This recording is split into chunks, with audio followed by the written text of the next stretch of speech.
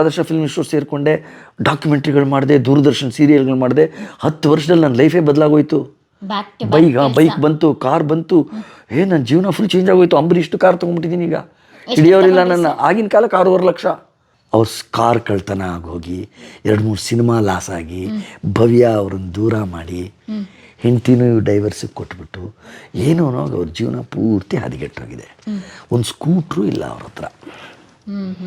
ಅವ್ರ ರೂಮಲ್ಲಿ ಮಲಗೋ ಪರಿಸ್ಥಿತಿ ಬಂದ್ಬಿಟ್ಟಿದ್ದಾರೆ. ಜೋಸೈಮನ್ ಒಂದು ಕಾಲದ ಅತಿ ದೊಡ್ಡ ಡೈರೆಕ್ಟ್ರು. ಇಲ್ಲಿ ನಂದು ರಿವರ್ಸು. ಕೈ ತುಂಬ ಹಣ, ಇಂಪೋರ್ಟೆಡ್ ಕಾರು, ಸುಂದರವಾದ ಹೆಂಡತಿ, ದೂರದರ್ಶನ್ ಪ್ರಾಜೆಕ್ಟ್ಸು, ಕೈ ತುಂಬ ದುಡ್ಡು. ನೋಡ್ತೀನಿ ಎದುರುಗಡೆ ವ್ಯಕ್ತಿ ಹಿಂಗೆ ಮಸ್ಕಾಗಿ, ಕೌಶಿಕ್ ಎತ್ತಗಡೆ ಹೋಗ್ತಿದ್ಯೋ?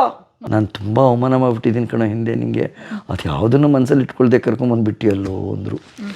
ಪ್ರತಿಯೊಬ್ಬರು ನೆನ್ಪಿಟ್ಕೊಂಡಿರ್ತಾರೆ, ಅವ್ರು ಮಾಡೋ ಒಳ್ಳೆಯದ್ರು ನೆನ್ಪಿಟ್ಕೊಂಡಿರ್ತಾರೆ. ಪರವಾಗಿಲ್ಲ ಬಿಡಿ ಸರ್, ಮರ್ತಿದ್ದೀನಿ ಅಂತ ನಾನು ಡ್ರಾಮಾ ಮಾಡಿದೆ, ಮರ್ತಿಲ್ಲ, ನನಗೂ ಒಳಗಡೆ ಹುರಿದೋಗಿದೆ. ಆದರೆ ಹಿಂಗೆ ಆಗುತ್ತೆ ಜೀವನದಲ್ಲಿ ಅಂತ. ಈ ಸಿನಿಮಾದೊಂದು ಸೀಕ್ರೆಟ್ ಹೇಳ್ಬಿಡ್ತೀನಿ.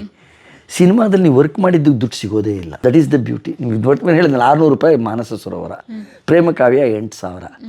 ಈ ಸಿನಿಮಾದಲ್ಲಿ ಕಲಿತ ಕೆಲಸನ ಬೇರೆ ಕಡೆ ಮಾಡ್ತೀವಿ. ಆಮೇಲೆ ನಾನು ತುಂಬ ಚೆನ್ನಾಗಿ ಕಾಪಾಡಿದ್ದು ನನ್ನ ಕಡೆಯದೊಂದು ಪ್ರಯತ್ನ. ಇವತ್ತಿಷ್ಟು ಸಂತೋಷವಾಗಿ ನಾನು ನೆಮ್ಮದಿಯಾಗಿ ಎಲ್ಲರ ಜೊತೆ ಕೂತು ಮಾತಾಡ್ತಾ ಇದ್ದರೆ, ಇನ್ನು 20 ವರ್ಷ ಕಳೆದ್ರೂ ನಂಗೆ ಫೈನಾನ್ಷಿಯಲ್ ಪ್ರಾಬ್ಲಮ್ ಇಲ್ಲ ಅಂತಿದ್ರೆ ಅದಕ್ಕೆ ವೀರಪ್ಪನ ಕಾರಣ. ಬಟ್ ಈ ವಿಷಯನ ಹೊರಗಡೆ ಹೇಳೋಕ್ಕಾಗಲ್ಲ. ಅಣ್ಣ ಅವರು ಕಾಡಲ್ಲಿದ್ದಾರೆ, ನಾವೆಲ್ಲ ಒಕ್ಕೋರ್ನಿಂದ ಚೇಂಬರಿಂದ ಡಿಸಿಷನ್ ತೊಗೊಂಡಿದ್ದೀವಿ. No activities. ರಾಜ್ಕುಮಾರ್ ಅವ್ರು ಬರೋವರೆಗೂ no cinema activities, no film activities. ನಿಮಗೆ ಎಷ್ಟು ಧೈರ್ಯ ನೀವು ಮಾಡೋಕ್ಕೆ? ಇಲ್ಲ ಸರ್, ಜೀವನದಲ್ಲಿ ಕಷ್ಟಪಟ್ಟು ದುಡ್ಡು ಸರ್, ಅಡ್ವಾನ್ಸ್ಗಳು ಕೊಟ್ಬಿಟ್ಟಿದ್ದೀವಿ. ಈಗ ನಾನು ಮಾಡಲಿಲ್ಲ ಅಂದರೆ ಕ್ಯಾಮ್ರಾ ಕೊಟ್ಟಿರೋ ದುಡ್ಡು ಹೊಟ್ಟೋಗುತ್ತೆ, ಆಮೇಲೆ ಆರ್ಟಿಸ್ಟ್ಗಳಿಗೆ ಕೊಟ್ಟಿರೋ ದುಡ್ಡು ಹೊಟ್ಟೋಗುತ್ತೆ. ತಿರ್ಗಾ ಮತ್ತೆ ಯಾವಾಗ ಅಣ್ಣ ಅವ್ರು ಬರ್ತಾರೆ ಗೊತ್ತಿಲ್ಲ ನಮಗೆ. ಅವೆಲ್ಲ ಇಲ್ವೇ ಇಲ್ಲ. ಹಿಂಗೆಲ್ಲ ಮಾಡಿದ್ರೆ ನಮ್ಮ ಸಿನಿಮಾದಲ್ಲಿ ನೀವು ಮಾಡೋಕ್ಕೆ ಬಿಡೋದು, ನಮ್ಮ ಕ್ಯಾಮ್ರಾನೇ ಎತ್ಕೊಂಡೋದ್ರು. ಬರೀ ಅವ್ರು ಕಾಡಕ್ಕೆ ಕರ್ಕೊಂಡು ಹೋಗಿದ್ದಾರೆ ಅನ್ನೋದಕ್ಕೆ ಇಷ್ಟೊಂದು ರಿಪ್ರಿಕೇಷನ್ಸ್ ಇದೆ ಇಂಡಸ್ಟ್ರಿನಲ್ಲಿ. ಅದು ಮಾಡಬಾರ್ದು. ಇನ್ನೊಂದು ಜೀವಕ್ಕೆ ಅಪಾಯ ಆಗ್ಬಿಟ್ರೆ ಇಂಡಸ್ಟ್ರಿ ಎಲ್ಲಿ ಇರುತ್ತೆ? ದಬ್ಬ ಕೆಲಸ ಮಾಡಿಬಿಟ್ರಿ ಸಿನಿಮಾ ಮಾಡೋಕ್ಕೆ ಹೊರಟು ಅಂತ ಅವಳೊಂದಷ್ಟು ಗುಮ್ಮದ್ಲು. ಅವಳ ಮನೆಗೆ ಹೆಣ್ಣು ನೋಡೋಕ್ಕೆ ಅಂತ ಹೋಗಿದ್ದಾಗ ಅಷ್ಟು ಆತ್ಮೀಯತೆ ಇರಲಿಲ್ಲ. ಹಲೋ ಇತ್ತಷ್ಟೇ. ಹೋದ ತಕ್ಷಣ ನಿಮ್ಮ ಹಾಬೀಸ್ ಏನು ಅಂತೆಲ್ಲ ಕೇಳಿದ್ಲು ಅವಳು. ನಾನು ಹೇಳಿದೆ ಈ ಥರ ಸಿನಿಮಾ ಅದು ಇದು. ನೋಡಿದ್ದೀನಿ, ಅಂದರೆ ಡಿಬೇಟ್ಗಳಲ್ಲಿ ನಿಮ್ಮನ್ನು ನೋಡಿದ್ದೀನಿ ನಾನು. ನೀವು ವಿಶ್ವೇಶ್ವರಂ ಕಾಲೇಜಿಂದ ಬರ್ತಾಯಿದ್ರಿ, ನಾನು RV ಕಾಲೇಜಿಂದ ಬರ್ತಿದ್ದೆ. ಅವಳು ಇಂಗ್ಲೀಷ್ ಡಿಬೇಟ್ಗೆ ಹೋಗೋಳು, ನಾನು ಕನ್ನಡ ಡಿಬೇಟ್ಗೆ ಹೋಗ್ತಿದ್ದೆ. ಅದು ಆದಮೇಲೆ ನಾನು ನಿಮ್ಮದೇನು ಹವ್ಯಾಸ ಅದು ನಾನೆಲ್ಲ ಕೇಳಿದೆ. ಎಲ್ಲ ಮುಗಿತು. ಆಮೇಲೆ ಅವ್ರ ಅಮ್ಮನ ಕರೆದ್ಲು. ಅಮ್ಮ ನಂಗೆ ಓಕೆ ಅಂತಂದ್ಲು. ಅವರಮ್ಮ ಸ್ವಲ್ಪ ಚುಚ್ಚಿದ್ದಾರೆ. ಅಲ್ಲ ಕಣೆ, ಡಾಕ್ಟ್ರು ಇಂಜಿನಿಯರ್ಗಳೆಲ್ಲ ಬಂದು ಹೋಗಿದ್ದಾರೆ, ಅವರೆಲ್ಲರನ್ನೂ ಬಿಟ್ಬಿಟ್ಟು ನೀವು ಬರೀ BCom LLB ಏನೇ ಮಾಡಿದ್ರು ಡಾಕ್ಟ್ರು ಇಂಜಿನಿಯರ್ ಕಂಪೇರ್ ಮಾಡಿದ್ರೆ BCom LLB ನಿಮ್ಗೆ ಆ ಲೆವೆಲ್ ಅಲ್ಲ. ಬಟ್ ಇವಳು ಆಮೇಲೆ ಕಾರಣ ಹೇಳಿದ್ಲು ಅವ್ರ ಎದುರುಗಡೆ. ಇಲ್ಲಮ್ಮ ಕಾರಣ ಇದೆ, ನನಗೆ ಅವರು ಓಕೆ. ಆಮೇಲೆ ನನಗೂ ಕುತೂಹಲ ಆಯಿತು. ಮೇಡಮ್ ಹೌದು, ನಾಳೆ ನಮ್ಮಲ್ಲಿ ಮನಸ್ತಾಪ ಬರಬಾರ್ದು. ಈಗೇನೋ ನೀವು ಖುಷಿಯಾಗೇನೋ ಮದುವೆ ಆಗ್ಬಿಡೋದು, ಆಮೇಲೆ ಎಲ್ಲರ ಮುಂದೆ ಅಯ್ಯೋ ನನ್ನ ಗಂಡ ಇಂಜಿನಿಯರ್ ಅಲ್ಲ, ಡಾಕ್ಟರ್ ಅಲ್ಲ ಅಂದರೆ ನಾನು ತಡ್ಕೊಳ್ಳಲ್ಲ, ಐ ವೆರಿ ಬ್ಯಾಡ್ ಮ್ಯಾನ್ ಆ ವಿಷಯದಲ್ಲಿ. ಅದು ಪಕ್ಕಾ ಮಾಡ್ಕೊಳ್ಳಿಲ್ಲ. ಇಲ್ಲ, ನಾನು ಆಗಿದ್ದ ಅನುಭವ ಹೇಳ್ತೀನಿ ನಿಮಗೆ ಅಂತ ಅವಳು ಹೇಳಿದ್ಲು. ಅವಳಿಗೆ ಅದುವರೆಗೆ ಯಾರ್ಯಾರು ಗಂಡು ಬಂದಿತ್ತೋ ಅವ್ರದ್ದೆಲ್ಲ ಮೊದಲನೇ ಪ್ರಶ್ನೆ, ನಿಮ್ಗೆ ಎಷ್ಟು ಸಂಬಳ? ಆಮೇಲೆ ನೀವು ಬಂದಿದ್ದ ಸಂಬಳನೆಲ್ಲ ನೀವೇ ಇಟ್ಕೋತೀರಾ, ನಿಮ್ಮ ತಂದೆ ತಾಯಿಗೆ ಕೊಡ್ತೀರಾ?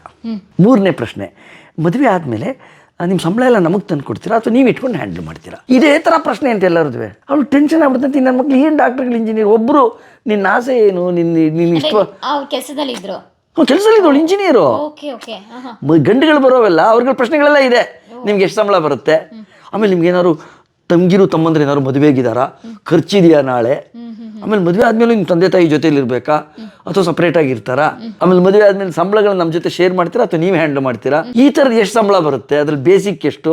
ಈ ಥರದ್ದೇ ಪ್ರಶ್ನೆಗಳು. ನಾನು ದುಡ್ಡಿನ ವಿಷಯನೇ ಎತ್ತಿಲ್ಲ, ಬಿಕಾಸ್ ನಂಗೆ ಅದು ಗೊತ್ತಿಲ್ಲ. ನನ್ನ ಇನ್ನು ಬೇರೆ ಥರ ಬೆಳೆದವನಲ್ಲ. ನಾನು ಒಂದು ಸಲ ಕೇಳಿಲ್ಲ. ನಾನು ಕೇಳ್ತಿದ್ದಿದ್ದು ನಿಮ್ಗೆ ಇಂಟ್ರೆಸ್ಟ್ ಏನು? ನಾನು ಸಂಗೀತ, ವೀಣೆ ನುಡಿಸ್ತೀನಿ, ನನಗೆ ಸ್ವಲ್ಪ ಊರು ಸುತ್ತ ಹುಚ್ಚಿದೆ, ನಿಮ್ಗೆ ಓಕೆನಾ? ನಾನು ಕೇಳಿದೆ. I also love. ಹಾಗೆ ಈ ಥರದ್ದೇ ವಿಷಯಗಳು. ಅವಳೊಂದೇ ಮಾತು, ಇದುವರೆಗೆ ಒಂದು ಸತಿ ನೀವು ನನ್ನ ಸಂಬಳದ ಬಗ್ಗೆ ಕೇಳಲಿಲ್ಲ, ನಮ್ಮ ತಂದೆ ತಾಯಿ ಜೊತೇಲಿ ಇರ್ತಾರಂತ ಕೇಳಲಿಲ್ಲ. ಮುಂದೆ ಯಾರು ದುಡ್ಡು ನಿಮ್ಗೆ ಆ ಮನಸ್ಸಲ್ಲಿ ಇಲ್ವೇ ಇಲ್ಲ. You are asking about my hobbies, my interest, my taste. ನನಗೆ ನಿಮ್ಮನ್ನು ನೋಡ್ರೆ ಸೆಕ್ಯೂರಿಟಿ ಕಾಣಿಸ್ತಿದೆ, ನಂಗೆ ಬೇರೆಯವ್ರಲ್ಲಿ ಕಾಣಿಸ್ತಿಲ್ಲ ಅಂದ್ಲು. That is the reason she agreed. ಅವರ ಅತ್ತೆಗೂ ಅವ್ರ ತಾಯಿಗೂ ಓಕೆ ಮನೆ ನಿರ್ಧಾರ. ಹಾಗಾಗಿ ನಂಗೆ ಮದುವೆ ಆಗಿದ್ದೆ. Why I married to engineering girl ಅಂದರೆ ದಿಸ್ ಸ್ಮಾಲ್ ಇನ್ಸಿಡೆಂಟ್. ಹೆಂಗೆ ಕಾರಣಗಳಿರುತ್ತೆ ನೋಡಿ, ಪ್ರತಿಯೊಂದಕ್ಕೂ ಸುಮ್ಮನೆ ಯಾವುದೂ ಆಗಲ್ಲ. ಅಲ್ಲಿ ಹಿಂದೆ ಏನೋ ಒಂದು ಘಟನೆ ನಡೆಯುತ್ತೆ ಪೂರಕವಾಗಿ. ಸೊ ಅದಾಗೋಯ್ತಾ, ಹೇಳಿದ್ನಲ್ಲ, ಆದರ್ಶ ಫಿಲ್ಮ್ ಇನ್ಸ್ಟಿಟ್ಯೂಟ್ ಸೇರಿಕೊಂಡೆ, ಡಾಕ್ಯುಮೆಂಟ್ರಿಗಳು ಮಾಡಿದೆ, ದೂರದರ್ಶನ್ ಸೀರಿಯಲ್ಗಳು ಮಾಡಿದೆ. 10 ವರ್ಷದಲ್ಲಿ ನನ್ನ ಲೈಫೇ ಬದಲಾಗೋಯ್ತು. ಬೈಕ್ ಬಂತು, ಕಾರ್ ಬಂತು, ನನ್ನ ಜೀವನ ಫುಲ್ ಚೇಂಜ್ ಆಗೋಯ್ತು. ಅಂಬರೀಷ್ಟು ಕಾರ್ ತೊಗೊಂಡ್ಬಿಟ್ಟಿದ್ದೀನಿ ಈಗ, ಹಿಡಿಯೋರಿಲ್ಲ ನನ್ನ. ಆಗಿನ ಕಾಲಕ್ಕೆ 6.5 lakh. It's very big money. Ambareesh ಅವ್ರದಕ್ಕೆ ಒಳ್ಳೆ ಗಾಡಿನೇ ತಗೋಬೋದಿತ್ತಲ್ಲ, ನೀವು ಯಾಕೆ ಅಂಬರೀಶ್ ಅವ್ರದ್ದು ಚೂಸ್ ಮಾಡಿದ್ರಿ? ಅಲ್ಲ, ಆ ಥರ ಗಾಡಿ ಬೆಂಗಳೂರು ಇದ್ದಿದ್ದೆ, ಅದೊಂದು ಅವ್ರ ಹತ್ರ ಒಂದು, ರವಿಚಂದ್ರನ್ ಹತ್ರ ಒಂದು. ಓಕೆ. ನನಗೆ ಅದೊಂದು ಬೇರೆ ಇದೆಯಲ್ಲ, ಈ ದೊಡ್ಡವ್ರು ಇಟ್ಕೋಬೇಕು, ಹೆಂಗೆ ಹುಚ್ಚು ಹಿಡಿಸುತ್ತೆ ಮನಸ್ಸಿಗೆ. ಆ ವೇಳೆಗಾಗ್ಲಿ ಮನೆ ಎಲ್ಲ ಮಾಡಿದ್ರಾ? ಯಾವುದು, ನಾನು ಮನೆಗೆ ಇನ್ನೂ ಕೈ ಹಾಕಿರಲಿಲ್ಲ. ನಾನು ಹೆಂಡತಿಗೆ ಹೇಳ್ಬಿಟ್ಟಿದ್ದೆ, ಅವಳು ಕೆಲಸ ಮಾಡ್ತಿದ್ದಲ್ಲ, ಅವಳು ಕ್ವಾರ್ಟರ್ಸಲ್ಲಿ ದುಡ್ಡು ಕೊಡ್ತೀವಿ ಅಂತಂದಿದ್ರು. ನಮ್ಮ ಮನೆಗೆ ಕೈ ಹಾಕೋದು, ಈ ಥರದ್ದೆಲ್ಲ ಏನು ಪ್ರಾಪಂಚಿಕವಾದಿದೆ ಅನುಭವಿಸಿ ಆಮೇಲೆ ಅದನ್ನು ಮನೆ ಕಟ್ಕೊಳ್ಳೋಣ ಅಂತ ಅದಕ್ಕೆ ಹೋಗೇ ಇರಲಿಲ್ಲ ನಾನು. ಈಗ ಪ್ರಾಪಂಚಿಕವಾಗಿ ಕಾಣಿಸೋ ಸುಖಗಳು ಕಾರಣ ನಾನು ಮನೆ ಕಟ್ಟಿದ್ದೀನಿ, ಯಾರು ಬಂದು ನೋಡ್ತಾರೆ, ನಾನು ಎಲ್ಲಿ ಹೋಗ್ತೀನಿ, ಶೂಟಿಂಗಲ್ಲಿ ಏನು ಮಾಡ್ತೀನಿ, ಅದು ಇಂಪಾರ್ಟ್. ಆ ಥರ ಸ್ವಾರ್ಥ ಇರುತ್ತಲ್ಲ ವಯಸ್ಸಲ್ಲಿ, ಅದನ್ನು ಸ್ವಾರ್ಥ ಅಂತ ಕರೀತಿರೋ, ಸ್ಕೀಮ್ ಅಂತ ಕರೀತಿರೋ ಗೊತ್ತಿಲ್ಲ. ಆಮೇಲೆ ಕಡೆಗೆ ಎಲ್ಲ ನನ್ನ ಲೈಫ್ ಚೇಂಜ್ ಆಗಿಬಿಟ್ಟಿದೆ. ಒಂದು ದಿವಸ ಹಾಲಿಡೇ ಇನ್ ಹೋಟ್ಲಲ್ಲಿ ಒಂದು ಫಂಕ್ಷನ್, ರಾತ್ರಿ 10-10:30 ಆಗೋಗಿದೆ, ಮುಗಿದೋಗಿದೆ ಫಂಕ್ಷನ್ನು. ನಾನು ನಂದು ಇಂಪೋರ್ಟೆಡ್ ಕಾರಲ್ಲಿ ಮನೆಗೆ ಹೊರಟಿದ್ದೀನಿ, ಮಳೆ ಬರ್ತಿದೆ. ಆಡಿ ಕಾರು, ಮಳೆ ಬರ್ತಿದೆ, ಬರ್ತಾಯಿದ್ದೀನಿ, ಏನೋ ಒಂಥರ ಮಸ್ಕಾಗಿ ವೈಪರಿಂಗ್ ಹೋಗುತ್ತೆ ಬರುತ್ತೆ ನನ್ನ ಕಾರ್ದು. ಮಳೆ ಬರ್ತಿದ್ದಿಲ್ಲ. ಹಾಲಿಡೇ ಇನ್ ಎಂಟ್ರೆನ್ಸಲ್ಲಿ ಒಬ್ಬ ವ್ಯಕ್ತಿ ನಿಂತ್ಕೊಂಡು ಬರೋ ಗಾಡಿಗಳನ್ನೆಲ್ಲ ನಿಲ್ಸಕ್ಕೆ ಟ್ರೈ ಮಾಡ್ತಿದ್ದಾರೆ, ಯಾರೂ ಗಾಡಿ ನಿಲ್ಲಿಸ್ತಿಲ್ಲ. ಹತ್ರ ಹೋಗಿ ನಿಂತರೆ ಗೊತ್ತಾಯಿತು ಜೋಸೈಮನಿ ಸ್ಟ್ಯಾಂಡಿಂಗ್ ದೇರ್. ಅಷ್ಟೊತ್ತಿಗೆ ಅವ್ರ ಜೀವನದಲ್ಲಿ ಫುಲ್ ರಿವರ್ಸು. ಅವ್ರ ಕಾರ್ ಕಳ್ತನ ಆಗೋಗಿ 2-3 ಸಿನಿಮಾ ಲಾಸ್ ಆಗಿ, ಭವ್ಯ ಅವ್ರನ್ನ ದೂರ ಮಾಡಿ, ಹೆಂಡ್ತಿನೂ ಡೈವರ್ಸಿಗೆ ಕೊಟ್ಬಿಟ್ಟು ಏನೋ ಅವ್ರ ಜೀವನ ಪೂರ್ತಿ ಹದಗೆಟ್ಟೋಗಿದೆ. ಒಂದು ಸ್ಕೂಟ್ರು ಇಲ್ಲ ಅವ್ರ ಹತ್ರ. ಅವ್ರ ರೂಮಲ್ಲಿ ಮಲಗೋ ಪರಿಸ್ಥಿತಿ ಬಂದ್ಬಿಟ್ಟಿದ್ದಾರೆ ಜೋಸೈಮನ್, ಒಂದು ಕಾಲದ ಅತಿ ದೊಡ್ಡ ಡೈರೆಕ್ಟ್ರು. ಇಲ್ಲಿ ನಂದು ರಿವರ್ಸು, ಕೈ ತುಂಬ ಹಣ, ಇಂಪೋರ್ಟೆಡ್ ಕಾರು, ಸುಂದರವಾದ ಹೆಂಡತಿ, ದೂರದರ್ಶನ್ ಪ್ರಾಜೆಕ್ಟ್ಸು, ಕೈ ತುಂಬ ದುಡ್ಡು. ನೋಡ್ತೀನಿ ಎದುರುಗಡೆ ವ್ಯಕ್ತಿ ಹಿಂಗೆ ಮಸ್ಕಾಗಿ, ಏ ಕೌಶಿಕ್ ಎತ್ತಗಡೆ ಹೋಗ್ತಿದ್ಯೋ ಅಂದರು. ಸಲಿಗೆ ಇದ್ದೇ ಇದೆಯಲ್ಲ, ಶಿಷ್ಯ ಅಲ್ವಾ. ಸರ್ ಮನೆ ರಾಜಾಜಿನಗರ ಅಂದೆ. ನನಗೆ ಸ್ವಲ್ಪ ಏರ್ಲೈನ್ಸ್ ಹೋಟ್ಲ್ ಹತ್ರ ಬಿಟ್ಬಿಡೋ, ನಂಗೆ ರಾತ್ರಿ ಆಗೋಗಿದೆ, ಯಾರೂ ಗಾಡಿ ನಿಲ್ಲಿಸ್ತಿಲ್ಲ, ನನ್ನ ಹತ್ರನೂ ಗಾಡಿ ಇಲ್ಲ ಅಂದರು. ಒಳಗಡೆಯಿಂದ ಬಂತು ಹಳೇದೆಲ್ಲ ನೆನಪು. ಏನೋ ನಿನ್ನ ಲೆವೆಲ್ ಗೊತ್ತಿಲ್ಲ, ಡೈರೆಕ್ಟ್ ಕಾರ್ ಬೇಕಾ ನಿಂಗೆ ಕೂತ್ಕೊಳ್ಳೋಕ್ಕೆ, ಮುಚ್ಕೊಂಡು ಬಸ್ಸಲ್ಲಿ ಬಾ ಹೋಗು ಅಂತೆಲ್ಲ ಬೈದಿರೋ ವ್ಯಕ್ತಿಯವ್ರು ನನಗೆ ಭವ್ಯ ಎದುರುಗಡೆ ಎಲ್ಲ ಬಂತು. ಆದರೆ ಇನ್ನೊಂದು ಮನಸ್ಸು ಹೇಳ್ತು, ನೀನು ಈಗೇನಾರು ಅವನ ಥರನೇ ಬಿಹೇವ್ ಮಾಡಿದ್ರೆ ನಿನಗೂ ಅವನಿಗೂ ವ್ಯತ್ಯಾಸ ಏನು, ಈಗ ಸೆಕೆಂಡ್ ಜೋಸೈಮನ್ ಆಗ್ತೀಯ, ಚೂರು ಬಿಟ್ಕೊಡ್ಬೇಡ ಅನ್ನ. ಒಂದು ಸೆಕೆಂಡಲ್ಲ ಅದು ವಿಪ್ಲವ, ಅದು ಮಾನಸಿಕ ವಿಪ್ಲವಗಳು ಗಂಟೆಗಟ್ಟಲೆ ನಡೆಯಲ್ಲ, ಒಂದು ಸೆಕೆಂಡಲ್ಲಿ ನಡೆದೋಗುತ್ತೆ. ಆಯ್ತು ಸರ್ ಕೂತ್ಕೊಳ್ಳಿ ಅಂದೆ. ಕೂರಿಸ್ಕೊಂಡೆ, ಬಟ್ ಒಳಗಡೆ ಬಾಯಿ ಬಿಟ್ಬೇಡ, ಹೇಳ್ಬೋಣ ಅಂತ ಒಂದು ಮನ್ಸು ಹೇಳ್ತಾ ಇದೆ, ಹಂಗ್ಸು ಬಿಡಬೇಡ, ಏರ್ಲೈನ್ಸ್ ಹೋಟ್ಲು ಸಿಕ್ಕೋದ್ರಗಡೆ ಹಂಗಿಸ್ಬಿಡು ಅಂತ ಇರುತ್ತಲ್ಲ, ಅದು ಜಂಬ ಹಠ ಸ್ವಲ್ಪ ಹೆಸರು ಬಂದಿರೋದು. ಮಾತಾಡಲ್ಲ, ಕಷ್ಟಪಟ್ಟು ಮುಚ್ಕೊಂಡು ಕೂತ್ಕೊಂಡೆ. ಅವ್ರ ಜಾಗ ಬಂತು, ಇಳಿದ್ರು, ಥ್ಯಾಂಕ್ಸ್ ಕಣೋ ಮರಿ ಅಂದರು. ನಾನು ಮುಂದಕ್ಕೆ ಹೊರಟೆ, ಒಂದು ನಿಮಿಷ ಅಂತ ವಾಪಸ್ ಬಂದರು. ನನಗೇನು ಗೊತ್ತಿಲ್ಲ, ನಾನು ತುಂಬ ಅವಮಾನ ಮಾಡಿಬಿಟ್ಟಿದ್ದೀನಿ ಕಣೋ ಹಿಂದೆ ನಿಮಗೆ, ಅದು ಯಾವುದನ್ನು ಮನಸ್ಸಲ್ಲಿ ಇಟ್ಕೊಳ್ದೆ ಕರ್ಕೊಂಬಂದುಬಿಟ್ಟಿಯಲ್ಲೋ ಅಂದರು. ಪ್ರತಿಯೊಬ್ಬರು ನೆನ್ಪಿಟ್ಕೊಂಡಿರ್ತಾರೆ, ಅವ್ರು ಮಾಡೋ ಒಳ್ಳೆಯದ್ರು ನೆನ್ಪಿಟ್ಕೊಂಡಿರ್ತಾರೆ. ಪರವಾಗಿಲ್ಲ ಬಿಡಿ ಸರ್, ಮರ್ತಿದ್ವಿ ಅಂತ ನಾನು ಡ್ರಾಮಾ ಮಾಡಿದೆ, ಮರ್ತಿಲ್ಲ, ನನಗೂ ಒಳಗಡೆ ಹುರಿದೋಗಿದೆ, ಅದು ಹಿಂಗೆ ಆಗುತ್ತೆ ಜೀವನದಲ್ಲಿ ಅಂತ. ಆಮೇಲೆ ರೀಸೆಂಟಾಗಿ ಅದೇ ಭವ್ಯ ನನಗೆ ಜೋಸೈಮನ್ ಸರ್ ಜೊತೆ ತುಂಬ ಹೆಸರಿದ್ದಿತ್ತ ಕಾಲ ಅಲ್ವಾ, ಆಕೆ ಎಕ್ಸ್ಪೆಕ್ಟೇ ಮಾಡಿರಲಿಲ್ಲ ನಾನೊಬ್ಬ ಡೈರೆಕ್ಟರ್ ಆಗ್ತೀನಿ, ಅವ್ರನ್ನೂ ಕರೆದು ಆ್ಯಕ್ಟ್ ಮಾಡಿಸ್ತೀನಿ ಅಂತ. ಈಗ ರೀಸೆಂಟಾಗಿ ನಾನೊಂದು 6 ತಿಂಗಳ ಹಿಂದೆ ಅಮ್ಮನ ಲಾಲಿ ಅಂತ ಒಂದು ಸಿನಿಮಾ ಮಾಡಿದೆ, ಅದ್ರಲ್ಲಿ ಶೀ ಇಸ್ ದ ಹೀರೋಯಿನ್. ತುಂಬ ಚೆನ್ನಾಗಿ ಆ್ಯಕ್ಟ್ ಮಾಡಿದ್ರು. ಆ cinema Mysuru international film festival ದಸರಾದಲ್ಲೂ ಕೂಡ ಸ್ಕ್ರೀನ್ ಆಯಿತು. ಅವಾಗ ನೆನಪಿಸ್ಕೋತಾ ಇದ್ರೆ, ನಿಂದೆಲ್ಲ ನೆನಪಿದೆ ಕೌಶಿಕ್, ನನಗೆ ನೀನು ಅಸಿಸ್ಟೆಂಟ್ ಡೈರೆಕ್ಟರ್ ಆಗಿದ್ದಾಗ ಸ್ಟ್ರಗಲ್ ಮಾಡ್ತಾ ಇದ್ದಿದ್ದು, ಆ ದಿನಗಳೆಲ್ಲ ಕಣ್ಮುಂದೆ ಬರುತ್ತಪ್ಪ ಅಂತ ಜ್ಞಾಪಿಸ್ಕೊಂಡ್ರು. ಅತಿ ಹೆಚ್ಚು ಯಾವ ಸಿನಿಮಾಗೆ ದುಡ್ಡು ಸಿಕ್ತು ನಿಮಗೆ? ಇಲ್ಲಿ ಈ ಸಿನಿಮಾದೊಂದು ಸೀಕ್ರೆಟ್ ಹೇಳ್ಬಿಡ್ತೀನಿ, ಸಿನಿಮಾದಲ್ಲಿ ನೀವು ವರ್ಕ್ ಮಾಡಿದ್ದು ದುಡ್ಡು ಸಿಗೋದೇ ಇಲ್ಲ. That is the beauty. ನಿಮ್ಗೆ ದೊಡ್ಡ ಮೇಲೆ ಹೇಳಿದ್ನಲ್ಲ, 600 ರೂಪಾಯಿ ಮಾನಸ ಸರೋವರ, ಪ್ರೇಮ ಕಾವ್ಯ 8,000. ಈ ಸಿನಿಮಾದಲ್ಲಿ ಕಲಿತ ಕೆಲಸನ ಬೇರೆ ಕಡೆ ಮಾಡ್ತೀವಿ. ಫಾರ್ ಎಕ್ಸಾಂಪಲ್ ದೂರದರ್ಶನ ಒಂದು ಡಾಕ್ಯುಮೆಂಟ್ರಿ ಕೊಟ್ಬಿಟ್ರಿ ಇದ್ದಕ್ಕಿದ್ದಂಗೆ, ನೀವು ಶಿವರಾಮ್ ಕಾರಂತರ ಬಗ್ಗೆ ಒಂದು ಸಿನಿಮಾ ಮಾಡಿಕೊಡಿ 1.5 ಗಂಟೆ ಕಾಲದ್ದು. ನೀವು ಮಂಗಳೂರಿಗೆ ಹೋಗಬೇಕು, ಕುಂದಾಪುರಕ್ಕೆ ಹೋಗಬೇಕು, ಅವ್ರ ಮನೆ, ಅವ್ರ ವಾಸ ಆಗಿದ್ದ ಜಾಗ, ಸ್ಕೂಲು ಎಲ್ಲ ಕವರ್ ಮಾಡ್ಕೊಂಬನ್ನಿ, 22 ಲಕ್ಷ ರೂಪಾಯಿ ಡಾಕ್ಯುಮೆಂಟ್ರಿಗೆ ಅಂತಾರೆ. ಒಂದು ಡಾಕ್ಯುಮೆಂಟ್ರಿಗೆ. ಓಕೆ, ಇವಾಗ ನಾವು ಶಿವರಾಮ ಕಾರಂತರದೆಲ್ಲ ನೋಡ್ತೀವಲ್ಲ ದೂರದರ್ಶನದಲ್ಲಿ, ನಾನು ಸುಮಾರು ನಾನು ಮಾಡಿರೋದು ಇದೆ. ಆಮೇಲೆ ಡಾಕ್ಟರ್ ರಾಜ್ಕುಮಾರ್ ಬಗ್ಗೆ ಒಂದು ಡಾಕ್ಯುಮೆಂಟ್ರಿ ಮಾಡಿ ಅಂದರು. ನಾವು ಒಪ್ಕೊಳ್ಳೋದು ಒಪ್ಕೊಂಬಿಟ್ಟೆ. ಟೈಮ್ ಒಂದು ಮಿನಿಮಮ್ 3 ತಿಂಗಳು 4 ತಿಂಗಳು ಟೈಮ್ ಹಿಡಿಯುತ್ತೆ. ಬಿಕಾಸ್ ಅವೆಲ್ಲ ರಿಸರ್ಚ್ ಫಿಲಮ್ಸ್, ಸ್ವಲ್ಪ ತಪ್ಪಾಗಂಗೂ ಇಲ್ಲ. ತಪ್ಪಾದ್ರೂ ನಮಗೆ ಸಮಸ್ಯೆ, ಬಟ್ ಅನುಭವ ಇರುತ್ತಲ್ಲ, ಸರಿ ಮಾಡ್ಕೊಂಡು ಹೋಗ್ತೀವಿ. ಅಲ್ಲೂ ರಾಜ್ಕುಮಾರ್ ಹತ್ರ ಹೋದರೆ ಪಾರ್ವತಮ್ಮ ಒಪ್ಪಲಿಲ್ಲ. ರಾಜ್ಕುಮಾರ್ ಬಗ್ಗೆ ಎಲ್ಲ ನಾವು ಮಾಡೋಕ್ಕೆ ಅವಕಾಶ ಕೊಡಲ್ಲ ಅಂದ್ಬಿಟ್ರು. ಬಟ್ ನನಗೆ ಪ್ರಾಜೆಕ್ಟ್ ಸಿಕ್ಬಿಟ್ಟಿದೆ ಡೆಲ್ಲಿಯಿಂದ, ಅದು 26 ಲಕ್ಷದ ಪ್ರಾಜೆಕ್ಟು. ಬಟ್ ಸಿನಿಮಾ ಮಾಡದೇ ಇರೋಕ್ಕೂ ನಂಗೆ ಮನಸ್ಸಿಲ್ಲ, ಬಿಟ್ಟರೆ ದುಡ್ಡು ಚೆನ್ನಾಗಿ ಬರುತ್ತೆ. ಅವಾಗ ತಕ್ಷಣ ಐಡಿಯಾ ಮಾಡಿದೆ. ಭಗವಾನ್ ಅಂತ ಒಬ್ಬರು ಡೈರೆಕ್ಟರ್ ಇದ್ರು, ಗೊತ್ತು, ದೊರೆ ಭಗವಾನ್ ಅಂತ. ಅವ್ರಿಗೂ ರಾಜ್ಕುಮಾರ್ ಫ್ಯಾಮಿಲಿಗೂ ತುಂಬ ಚೆನ್ನಾಗಿದೆ. ಅವ್ರಿಗೆ ಹೋಗಿ, ಸರ್ ನಂದೊಂದು ಪ್ರಾಜೆಕ್ಟ್ ಇದೆ, ನೀವು ಡೈರೆಕ್ಟ್ ಮಾಡಿ. ನನಗೆ ಡೈರೆಕ್ಷನ್ ಸಿಕ್ಕಿರೋದು, ಬಟ್ ನನಗೆ ಪ್ರಾಜೆಕ್ಟ್ ಆಗಬೇಕೀಗ. ಪ್ರೊಡ್ಯೂಸರು ನಾನೇ, ಡೈರೆಕ್ಟರ್ ನಾನೇ, ಅಕಾರ್ಡಿಂಗ್ ಟು ಇದು ಫಿಲಮ್ಸ್ ಡಿವಿಷನ್ನು. ಬಟ್ ನಾನು ಮಾಡೋಕ್ಕೆ ಪರ್ವತಮ್ಮ ಒಪ್ತಿಲ್ಲ. ಅವ್ರದ್ದೇನೋ ಒಂದು ಇರುತ್ತಲ್ಲ ಸ್ಟೇಚರು. ಭಗವಾನ್ ಹೋದೆ, ಸರ್ ನೀವು 2 ಲಕ್ಷ ರೂಪಾಯಿ ರೆಮ್ಯುನರೇಷನ್ ಕೊಡ್ತೀನಿ, ನಂಗೆ ಸುಮ್ಮನೆ ಡೈರೆಕ್ಟ್ ಹತ್ರ ಮೊದಲನೇ ದಿವಸ ಮುಹೂರ್ತ ದಿವಸ ಬಂದು ಸ್ಟಾರ್ಟ್ ಕಟ್ಟಿ ಹೇಳ್ಬಿಡಿ ಹಿಂದೆ. ಯಾರಿಗೆ 2 ಲಕ್ಷ ಒಂದು ದಿವ್ಸಕ್ಕೆ ಸ್ಟಾರ್ಟ್ ಕಟ್ಟು ಆಯ್ತಪ್ಪ ಅಂದರು. ಬಟ್ ರಾಜ್ಕುಮಾರ್ ಅವ್ರದ್ದು ನಮ್ಮ ಫಸ್ಟ್ ಡೇ ನೀವು ವರ್ಕ್ ಮಾಡಿಸ್ಕೊಡಿ. ರಾಜ್ಕುಮಾರ್ ವೈಫ್ಗೆ ಹೇಳು 70,000 ರೂಪಾಯಿನ ಅವ್ರದ್ದೊಂದು ಮೈಸೂರಲ್ಲಿ ಶಾಂತಿ ಧಾಮ ಅಂತ ಏನೋ ಟ್ರಸ್ಟ್ ಇದೆ, ಅದಕ್ಕೊಂದು 70,000 ರೂಪಾಯಿನ ದೇಣಿಗೆ ಕೊಡಪ್ಪ, ನಾನು ಮಾತಾಡ್ಸೋ ಪರ್ಮಿಷನ್ ಕೊಡಿಸ್ತೀನಿ ಅಂದರು. ನಮಗೆ ಈ ಸೀಕ್ರೆಟ್ ಗೊತ್ತಿಲ್ಲ. ಆಮೇಲೆ ಇವರೇ ಕರ್ಕೊಂಡು ಹೋದ್ರು ಪಾರ್ವತಮ್ಮನ ಹತ್ರ. ನೋಡಮ್ಮ ಇವರೊಂದು ಸಿನಿಮಾ ಮಾಡ್ತಿದ್ದಾನೆ, ಅಣ್ಣ ಅವ್ರ ಬಗ್ಗೆ ನಾನೇ ಡೈರೆಕ್ಟ್ ಮಾಡೋದು, ಆಮೇಲೆ ನಿಮ್ಮ ಸಂಸ್ಥೆಗೆ ಒಂದು 70,000 ರೂಪಾಯಿ ಅವನು ದೇಣಿಗೆ ಕೊಡ್ತಾನೆ, ಸ್ವಲ್ಪ ಪರ್ಮಿಷನ್. ನೀವಿದ್ದೀರಾ, ಸಂತೋಷ ಆಯಿತು ಮಾಡಿ. ದುಡ್ಡು ಬಂತ ಆಕೆಗೆ, ಭಗವಾನು ಇದ್ದಾರೆ ಅಂದರು, ಮಾಡಿದ್ರು. ಆಮೇಲೆ ಭಗವಾನ್ಗಿರೋ ಸತ್ಯ ಹೇಳಿದೆ, ಸರ್ ನಾನು ಬರೋದು ನನ್ನ ಹೆಸರೇ ಡೈರೆಕ್ಟ್ರು ಅಂತ, ಬಿಕಾಸ್ ಅಗ್ರಿಮೆಂಟ್ ಆಗಿರೋದು ನನ್ನ ಹೆಸರು, ನಿಮಗೆ ಬೇಜಾರಿಲ್ಲ ಅಂದೆ. ನೀ ದುಡ್ಡು ಕೊಟ್ಟಿದೆಯಲ್ಲಪ್ಪ, ನೋ ಪ್ರಾಬ್ಲಮ್ ಅಂದರು. ಹಂಗೆ ಈ ಥರ ಚಿತ್ರರಂಗದಲ್ಲಿ ಕಲಿತ ಕೆಲಸಗಳು ಇನ್ನೆಲ್ಲೋ ಕಲಿಸ್ಬೇಕು ಬರುತ್ತೆ. ಓಕೆ. ಇವಾಗ MD ಕೌಶಿಕ್ ಸರ್ ಎಲ್ಲಿ ದುಡ್ಡು ಮಾಡಿದ್ರೆ ಡಾಕ್ಯುಮೆಂಟ್ರಿ, ಆಮೇಲೆ ಸೀರಿಯಲ್ಗಳಲ್ಲಿ ಆ್ಯಕ್ಟ್ ಮಾಡಿದಾಗ ಒಳ್ಳೆ ದುಡ್ಡು ಕೊಟ್ಟರು. ಓಕೆ. ಯಾವ್ಯಾವ ಸೀರಿಯಲ್ಗಳು ಸರ್? ಸುಮಾರಾಗೆಲ್ಲ ನಂದು ತಿರುವುಗಳು ನಾನೇ ಹೀರೋ, ಹೀಗೆ ಉಂಟೆ ನಾನೇ ಹೀರೋ, ಪ್ರೇಮ ಕಾವ್ಯಾಗ ನಾನೇ ಹೀರೋ, ಕಂಟಿನ್ಯೂಸ್ ಆಗಿ ಸಾಲ್ವ್ ಮಾಡ್ತಾನೇ ಇದೆ ಸೀರಿಯಲ್ಗಳಲ್ಲಿ. ಕೆಲವರು ಕಾಲು ಹೇಳಿವ್ರು, ಏನು ಸರ್ 6 ಗಂಟೆಗೆ ಮಾಡಿದ್ರು ನೀವೇ ಇರ್ತೀರಾ, 7 ಗಂಟೆಗೆ ನೋಡಿದ್ರು ನೀವೇ ಇರ್ತೀರ. ವಯಸ್ಸಾಗ ಚಿಕ್ಕ ವಯಸ್ಸು ಎಲ್ಲ ನಾಗಾಭರಣ ಸೀರಿಯಲಲ್ಲೂ ನಾನೇ ಹೀರೋ. ಅವರು ಇವರಿದ್ರಲ್ಲ, ಪಾಲ್ ಅಂತ ಒಬ್ಬರು ಡೈರೆಕ್ಟರ್ ಇದ್ರು, ಅವರಲ್ಲೂ ನಾನೇ ಹೀರೋ. ನಡೀತಿತ್ತು ಏಜ್ ಅದು. ಎಲ್ಲ ದೊಡ್ಡ ದೊಡ್ಡ ಹೀರೋಯಿನ್ಗಳಿರೋರು. ಹೌದು, ಒಳ್ಳೆ ದುಡ್ಡು ಕೊಡೋರು. ಆಮೇಲೆ ದೂರದರ್ಶನ ಅವ್ರ ಪ್ರೋಗ್ರಾಮ್ಗಳು ಕೊಡೋರು, 2 ಮಿನಿಟ್ಸ್ ಫಿಲ್ಲರ್ಸ್ ಕೊಡೋರು. ಫಿಲ್ಲರ್ಸ್ ಅಂದರೆ ಏನು ಅಂದರೆ, ಈ ಎಲೆಕ್ಷನ್ ನಡೆಯೋ ಟೈಮಲ್ಲಿ ವೋಟ್ ಹಾಕಿ ಅಂತ ಪ್ರಮೋಟ್ ಮಾಡೋದಕ್ಕೆ 2 ನಿಮಿಷದ ಪ್ರಮೋಷನ್ಸು. ಅದನ್ನು TV ಫಿಲ್ಲರ್ಸ್ ಅಂತ ಕರೀತಾರೆ, TV ಕ್ವಿಕ್ಕೀಸ್ ಆ್ಯಂಡ್ ಫಿಲ್ಲರ್ಸ್ ಅಂತ ಕರೀತಾರೆ. ವೋಟ್ ಹಾಕೋದನ್ನು ಪ್ರಮೋಟ್ ಮಾಡೋದು. ಆಮೇಲೆ ಹೆಲ್ತ್ ಇಶ್ಯೂಗಳಿರುತ್ತಲ್ಲ, ತಾಯಿ ಎದೆ ಹಾಲು ಕುಡಿಸ್ಬೇಕು ಮಕ್ಕಳಿಗೆ, ಪೌಡ್ರ್ ಹಾಲು ಕುಡಿಸ್ಬಾರ್ದು, ಅದಕ್ಕೊಂದು ಏನೋ ಪ್ರೋಮೋ. ಈ ಥರದ್ದು health department promos and traffic week ಅಂತ ಮಾಡೋರು. ಅದಕ್ಕೆ ಟ್ರಾಫಿಕಲ್ಲಿ ಹೆಂಗೆ ಬಿಹೇವ್ ಮಾಡಬೇಕು, ಈ ಥರದನ್ನೆಲ್ಲ ಮಾಡೋಕ್ಕೆ ದೂರದರ್ಶನ ಪ್ರಾಜೆಕ್ಟ್ ಕೊಡೋರು. ಅವ್ರು ಒಂದೊಂದು ಪ್ರಾಜೆಕ್ಟ್ 40,000 ರೂಪಾಯಿ ಇರೋದು ಅದಕ್ಕೆ.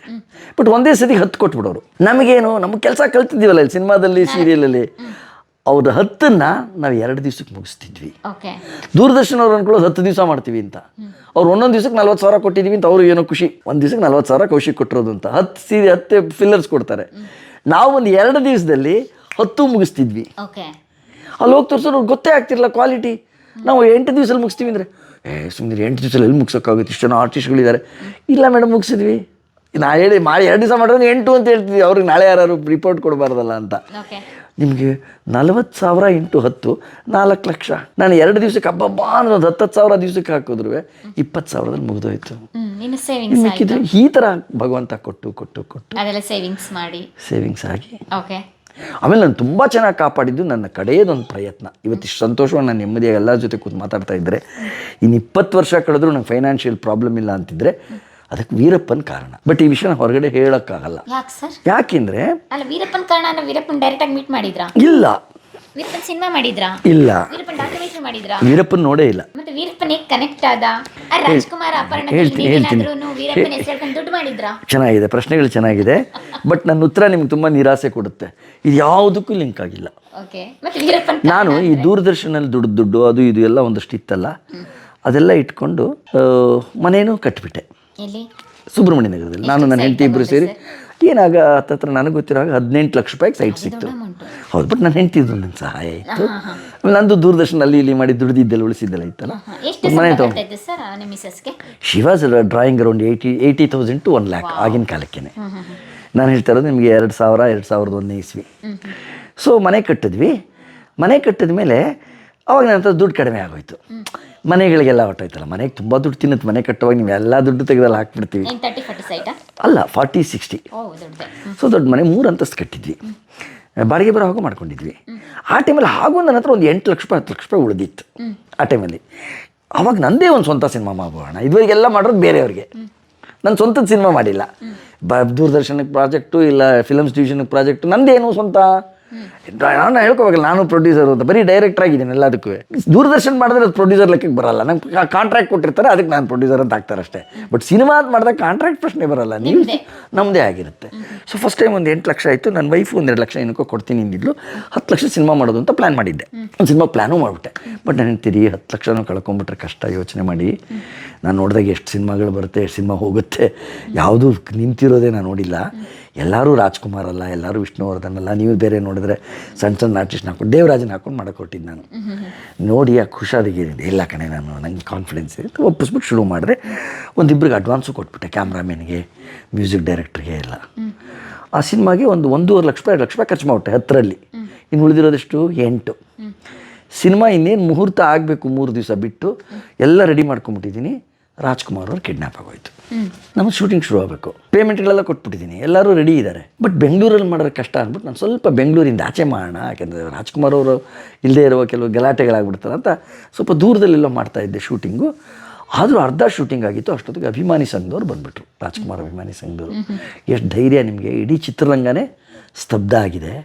ಅಣ್ಣ ಅವರು ಕಾಡಲ್ಲಿದ್ದಾರೆ, ನಾವೆಲ್ಲ ಒಕ್ಕೋಲಿನಿಂದ ಚೇಂಬರಿಂದ ಡಿಸಿಷನ್ ತೊಗೊಂಡಿದ್ದೀವಿ, ನೋ ಆ್ಯಕ್ಟಿವಿಟೀಸ್, ರಾಜ್ಕುಮಾರ್ ಅವ್ರು ಬರೋವರೆಗೂ no cinema activities, no film activities. ನಿಮಗೆ ಎಷ್ಟು ಧೈರ್ಯ ನೀವು ಮಾಡೋಕ್ಕೆ? ಇಲ್ಲ ಸರ್, ಜೀವನದಲ್ಲಿ ಕಷ್ಟಪಟ್ಟು ದುಡ್ಡು ಸರ್, ಅಡ್ವಾನ್ಸ್ಗಳು ಕೊಟ್ಬಿಟ್ಟಿದ್ದೀವಿ, ಈಗ ನಾನು ಮಾಡಲಿಲ್ಲ ಅಂದರೆ ಕ್ಯಾಮ್ರಾ ಕೊಟ್ಟಿರೋ ದುಡ್ಡು ಹೊಟ್ಟೋಗುತ್ತೆ, ಆಮೇಲೆ ಆರ್ಟಿಸ್ಟ್ಗಳಿಗೆ ಕೊಟ್ಟಿರೋ ದುಡ್ಡು ಹೊಟ್ಟೋಗುತ್ತೆ, ತಿರ್ಗಾ ಮತ್ತೆ ಯಾವಾಗ ಅಣ್ಣ ಅವ್ರು ಬರ್ತಾರೆ ಗೊತ್ತಿಲ್ಲ ನಮಗೆ. ಅವೆಲ್ಲ ಇಲ್ವೇ ಇಲ್ಲ, ಹಿಂಗೆಲ್ಲ ಮಾಡಿದ್ರೆ ನಮ್ಮ ಸಿನಿಮಾದಲ್ಲಿ ನಿಮ್ಮ ಮಾಡೋಕ್ಕೆ ಬಿಡೋದು, ನಮ್ಮ ಕ್ಯಾಮ್ರಾನೇ ಎತ್ಕೊಂಡೋದ್ರು. ಶೂಟಿಂಗ್ ಮಾಡ್ತಾ ಇದ್ದಿದ್ದು ಕ್ಯಾಮ್ರಾ. ನನಗೆ ಅವಾಗ ಇವರು DCP ಶಿವರಾಮ್ ಅಂತ ಕೇಳಿರಬೇಕು, ಉಪ್ಪಾರಪೇಟೆ ಪೊಲೀಸ್ ಸ್ಟೇಷನಲ್ಲಿ ಅವರು ಮೇಯ್ನ್ ಆಗಿದ್ದರು. ಅವ್ರಿಗೆ ಹೋಗಿ ಹೇಳಿದೆ, ಸರ್ ಈ ಥರ ಕ್ಯಾಮ್ರಾ ಎಲ್ಲ ಸಮಸ್ಯೆ ಆಗಿದೆ, ನಿನಗೆ ಬುದ್ಧಿ ಇದೆಯೇನಪ್ಪ, ಯಾರು ರಾಜ್ಕುಮಾರ್ ಕಿಡ್ನ್ಯಾಪ್ ಆದಾಗ ಸಿನಿಮಾ ಮಾಡ್ತಾರೇನಪ್ಪ, ಆತ ಕರ್ನಾಟಕದ ಕಣ್ಮಣಿ, ನೀ ತಪ್ಪು ಮಾಡಿರೋದು, ಅವ್ರು ಮಾಡಿರೋದು ಏನು ತಪ್ಪಲ್ಲ, ನೀನು ಮಾಡಿರೋ ತಪ್ಪು. ಸರ್ ಹಿಂಗೆ ಆಗ್ಬಿಡ್ತು ಸರ್, ದುಡ್ಡು ಸಿಗಾಕೊಂಬಿಟ್ಟಿತ್ತು ಅಂದೆ. ಆಯಿತು, ನಾನು ಹೇಗಾರು ಮಾಡಿ ಬಿಡಿಸ್ಕೊಡ್ತೀನಿ ಕ್ಯಾಮ್ರಾ, ಬಟ್ ನೀವು ಮತ್ತೆ ಅವ್ರು ವಾಪಸ್ ಬರೋವರೆಗೂ ಸಿನಿಮಾ ಮಾಡಬಾರ್ದು, ಆ ಕಂಡೀಷನ್ ಇದ್ದರೆ ಮಾತ್ರ ಬಿಡಿಸ್ಕೊಡ್ತೀನಿ ಅಂದರು. ಆಯ್ತು ಸರ್. ಬಂದೆ, ಮನೇಲಿ ಪಿಚ್ಚಾಗಿ ಕೂತ್ಕೊಂಡ್ಬಿಟ್ಟೆ. ನಾನು ಹೆಂಡತಿ ಆ್ಯಸ್ ಯೂಶುವಲ್ ಕೆಲಸದಿಂದ ಬಂದಳು. ಯಾಕೆ ರೀ ಡಲ್ ಆಗಿದ್ದೀರಾ ಅಂತ ನಡೆದಿದ್ದೆಲ್ಲ ಹೇಳಿದೆ ನಿಮಗೆ, ಗಿಣಿಗೆ ಹೇಳ್ದಂಗೆ ಕೇಳಿದೆ, ಬೇಡ ಸಿನಿಮಾ ಕೈ ಹಾಕಬೇಡಿ, ನನ್ನ ಮಾತು ಕೇಳಲಿಲ್ಲ ನೀವು ಒಂದು. ಏನೋ ಪ್ರತಿಯೊಬ್ಬರಿಗೂ ಆಸೆ ಇರುತ್ತಲ್ಲ, ಉಷಾ ಟ್ರೈ ಮಾಡಿದೆ ಅಷ್ಟೇ. ಏನೋ ನಾನು ದೇವರೇ ಕಾಪಾಡಬೇಕು, ನಾನಿನ್ನೇನು ಹೆಲ್ಪ್ ಮಾಡೋಕ್ಕಾಗಲ್ಲ. ನನಗೆ ಟೆನ್ಷನ್ ಶುರು. ಇದು ಉಳಿದಿರೋದು 8 ಲಕ್ಷ ರೂಪಾಯಿ, ಅದರಲ್ಲಿ 2 ಲಕ್ಷ ಡಮಾರೊಂದಾಗಿದೆ. ರಾಜ್ಕುಮಾರ್ ಯಾವಾಗ ಬರ್ತಾರೋ ಗೊತ್ತಿಲ್ಲ, ನಾನು ಸಿನಿಮಾ ಯಾವಾಗ ಮಾಡ್ತೀನೋ ಗೊತ್ತಿಲ್ಲ. ಫುಲ್ಲು 1 ತಿಂಗಳಾಯಿತು ಸುದ್ದಿ ಇಲ್ಲ. 120 ದಿವಸ ಅವ್ರು ಇದ್ದಿದ್ದು. 2ನೇ ತಿಂಗಳಾಯಿತು ಸುದ್ದಿ ಇಲ್ಲ. ಕಡೆಗೆ ನನಗೆ ಬುಕ್ ಮಾಡಿದ್ದು ಕ್ಯಾಮ್ರಾಮನ್ ಹೇಳಿ, ಸರ್ ನಾವು 1 ರೂಪಾಯಿ ಕೊಡೋಕ್ಕಾಗಲ್ಲ ಸರ್, ನೀವು ಮಾಡಿದ್ರೆ ರಾಜ್ಕುಮಾರ್ ಅವ್ರು ಬರೋದ್ರೊಳಗಡೆ ಮಾಡ್ಕೊಳ್ಳಿ, ಆಮೇಲೆ ನಾವು ಕೈಗೆ ಸಿಗಲ್ಲ, ಬೇರೆ ಸಿನಿಮಾಗಳೆಲ್ಲ ನಮಗಿದೆ. ಅವ್ರ ಡಿಮ್ಯಾಂಡ್ ಆ ಥರ. ಏನು ಮಾಡೋದು ಅಂತ ಕೂತಿದ್ರೆ ಒಬ್ರು ಯಾರೋ ಸಿಕ್ಕಿದ್ರು ಫ್ರೆಂಡು. ಏನು ಮೈತ್ರ ಸಿನಿಮಾ ನಿಂತೋಗಿದೆ ಅಂದೆ. ನೋಡು, ನನ್ನ ಹೆಂಡತಿ ಒಂದು ಪ್ರಶ್ನೆ ಕೇಳಿದ್ರು, ರೀ ರಾಜ್ಕುಮಾರ್ ಅವ್ರು ಬರೀ ಕಾಡಿಗೆ ಹೋಗಿದ್ದಾರೆ ಅನ್ನೋ ಕಾರಣಕ್ಕೆ ಇಷ್ಟೆಲ್ಲ ಆಗ್ತಿದೆ ನಿಮ್ಗೆ ಸಮಸ್ಯೆ. ಒಂದು ಪಕ್ಷ ಟಚ್ಚು ಹಂಗೆ ಅಂದ್ಕೊಳ್ಳೋದು ಬೇಡ. ನಾವು ಏನಾರು ರಾಜ್ಕುಮಾರ್ ಅವ್ರ ಜೀವಕ್ಕೆ ಅಪಾಯ ಆಗಿಬಿಟ್ರೆ ಕಾಡಲ್ಲಿ, ಚಿತ್ರರಂಗದ ಕತೆ ಏನ್ರಿ ಏನಿಲ್ಲ. ಬರೀ ಅವ್ರು ಕಾಡಿಗೆ ಕರ್ಕೊಂಡು ಹೋಗಿದ್ದಾರೆ ಅನ್ನೋದಕ್ಕೆ ಇಷ್ಟೊಂದು ರಿಪ್ರಿಕೇಷನ್ಸ್ ಇದೆ ಇಂಡಸ್ಟ್ರಿನಲ್ಲಿ, ಅದು ಮಾಡಬಾರ್ದು. ಇನ್ನು ಅವ್ರ ಜೀವಕ್ಕೆ ಅಪಾಯ ಆಗ್ಬಿಟ್ರೆ ಇಂಡಸ್ಟ್ರಿ ಎಲ್ರಿ ಇರುತ್ತೆ. ದಬ್ಬ ಕೆಲಸ ಮಾಡಿಬಿಟ್ರಿ ಸಿನಿಮಾ ಮಾಡೋಕ್ಕೆ ಹೊರಟು ಅಂತ ಅವಳೊಂದಷ್ಟು ಗುಮ್ಮದ್ಲು. It's a fact also. ಏನು ಮಾಡ್ಬೇಕು ನಾನು? ಆಗೊಬ್ಬ ಫ್ರೆಂಡು, ನಾ ಚಿಕ್ಕ ವಯಸ್ಸಿಂದ ಫ್ರೆಂಡು, ಅವ್ನು ಹೇಳ್ದೆ, ಬೇಡ ಕೌಶಿಕ್, ಈ ಫೀಲ್ಡ್ ಸರಿ ಇಲ್ಲ, ನಿನ್ನ ಹತ್ರ ಉಳಿದಿರೋ ದುಡ್ಡಲ್ಲಿ ಬೆಂಗಳೂರಿಂದ ಎಲ್ಲರೂ ಸ್ವಲ್ಪ ದೂರ ಹೋಗು, ಒಂದು 10-15 ಕಿಲೋಮೀಟ್ರ್ ಹೋದ್ರೂ ಪರವಾಗಿಲ್ಲ, ಒಂದಷ್ಟು ಜಾಗ ತೊಗೊಂಡ್ಬಿಡು, ಎಲ್ಲಿ ಬೆಲೆ ಇರುತ್ತೋ ಅಲ್ಲಿ, ಕಡಿಮೆ ಇರುತ್ತೋ ಅಲ್ಲಿ ಒಂದು ಕಾಂಪೌಂಡ್ ಕಟ್ಟಿಸ್ಬಿಡು, ಬಿಟ್ಬಿಡು, ನಿಂದಲ್ಲ ಅಂತ ಬಿಟ್ಬಿಡು. 15 ವರ್ಷ 20 ವರ್ಷ ಅದ್ರಾಗ ತಲೆ ಹಾಕ್ಬೇಡ. ನಿನ್ನ ಸಿನಿಮಾ ಆ್ಯಕ್ಟಿವಿಟೀಸ್ ಮಾಡ್ಕೋ, ದೂರದರ್ಶನ ಸಿನಿಮಾ ಎಲ್ಲ. ಬಟ್ 15-20 ವರ್ಷ ಆಗೋಷ್ಟೊತ್ತಿಗೆ ಆ ಜಮೀನಿಗೆ ಬೆಲೆ ಬಂದಿರುತ್ತೆ. ನೀ ರಿಟೈರ್ ಆಗೋ ಟೈಮ್ಗೆ ಅದು ನಿಮಗೆ ಒಳ್ಳೆ ದುಡ್ಡು ಕೊಡುತ್ತೆ. ನಿನಗೆ TADA ಇಲ್ಲ, ನಿಂಗೇನು ಪೆನ್ಷನ್ ಇಲ್ಲ, because you are not in government job.